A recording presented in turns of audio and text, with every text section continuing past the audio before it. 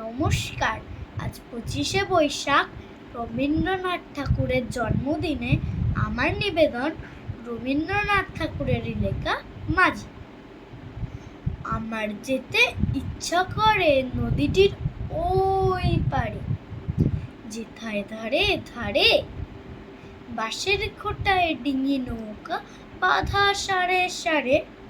কিষানেরা পার হয়ে যায় নাঙল কাঁধে ফেলে, জাল টেনে নেয় জেলে, গরু মহিষ সাথে নিয়ে যায় রাখালের ছেলে। সন্ধে হলে যেখান থেকে সবাই ফেরে ঘরে, শুধু রাত দুপুরে শেয়ালগুলো ডেকে ওঠে ঝাউডাঙাটার পরে।